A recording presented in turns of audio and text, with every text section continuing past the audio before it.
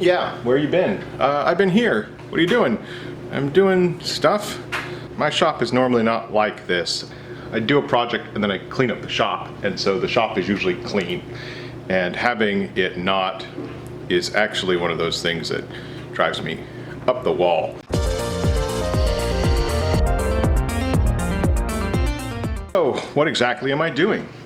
Let me show you one of 30 drawers and doors from my kitchen that I believe was remodeled in 1987. It's nice, they did a nice job, and it's held up really nice over the years, but it's just completely out of style. Here are the pools. Look at this. It looks like enamel and gold with white. It's really awful. It's just awful.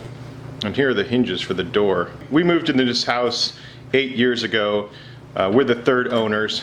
You know, we've removed wallpaper off bathroom ceilings, and you know, there was a room that was lime green, and we repainted that. It's a really well-built house with really nice finishes for the time, and we've just slowly been making it a little bit more modern. So I want to keep the cabinets because I don't want to spend the money on replacing cabinets they're in great shape. Really nice plywood. So I'm taking off the laminate. We're using a cabinet and trim enamel paint, and it's working really well.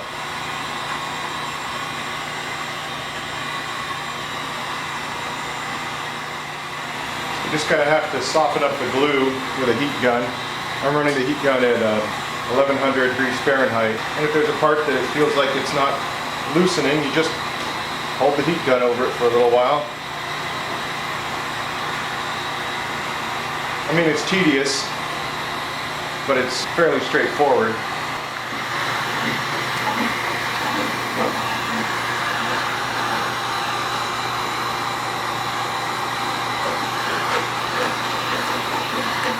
There we go.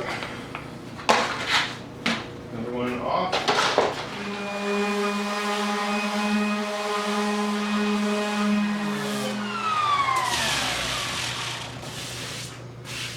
And then what we've got is a really nice plywood surface. And this is, honestly, it's weird to say, but this is nice plywood. I'm guessing it's from the 80s. It's just super nice. You can still get American-made plywood. There's plenty of places that make it. We've got a supplier in our area for a product called Apple Ply, which is not made from apple wood.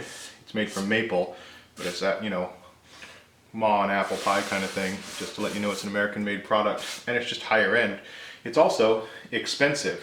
It made very little sense to me to reface all these cabinets with inexpensive plywood when I've got super nice plywood underneath here.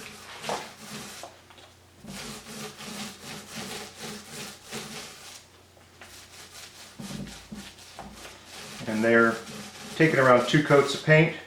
So I'll put a coat on, lightly sand that with like 180 paper by hand, just to bring down any rough spots, and then put a second coat on. It's really not that much effort per drawer or door, but multiply that times 30 of them, and it's going to take me a while to finish. And then, you know, there's lots of other issues in the kitchen that need to be addressed, but this is the simplest way to begin the project. Oh, look, so while that's happening, so I literally just picked this up from the side of the road. I was out on a walk, and it was on the side of the road with a sticker that said free, and so I walked with this home. It's very solid, it's very heavy, but it looks like a good piece of furniture. And I just have such a hard time passing up solid furniture that someone's just throwing away.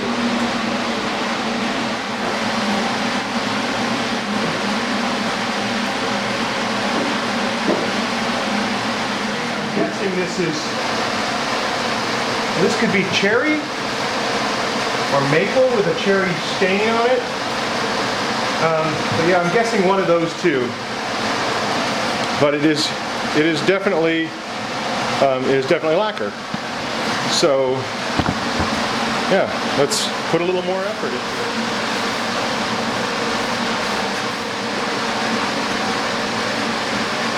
Let me get my scraper. It's only been a few minutes, maybe 10 minutes at max.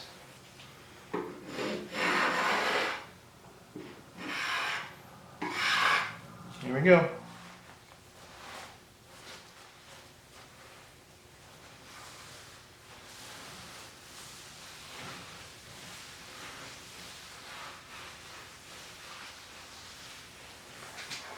Shoot, I don't even know if I need a putty knife.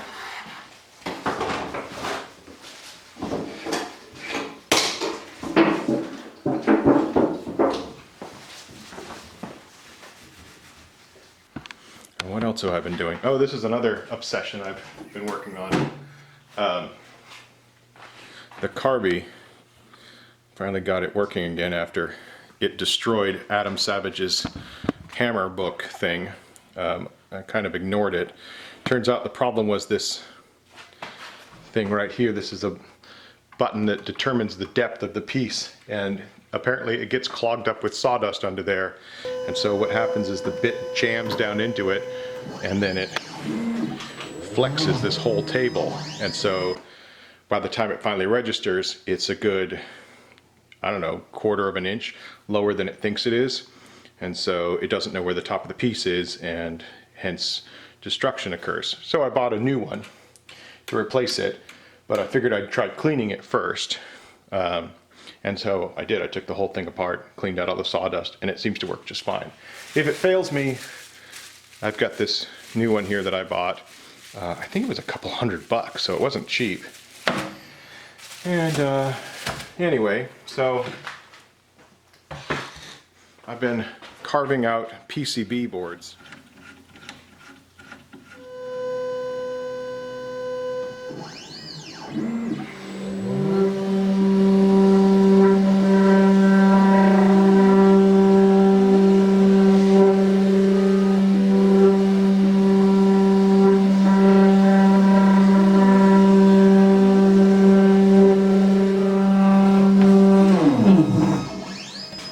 I've been trying to see if I can cut out designs on it. I tried a Tiny Mario and had a little trouble with him. And tried a Deathly Hollow, and that seemed to work. That seemed to work really well. Here's a larger Mario that I did. And it's cool because he's got two sides. So he's got this side with a lot of the circuitry on it. And then you can flip it over. And then there's this side. Still trying to figure out a project around it.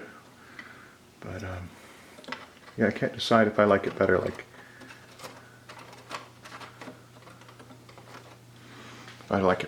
this,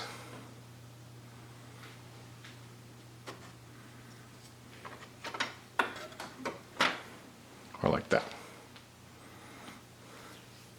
I think I like it better like that. Looks like we're in the middle of a Super Smash Brothers fight if you do it this way. Anyway, so yeah, that's me. I don't really have a project per se, but you know, it's just a little bit of chaos out here for now, and hopefully this will be over and I'll get back to actually making, hopefully I'll be able to make some new projects coming up in May.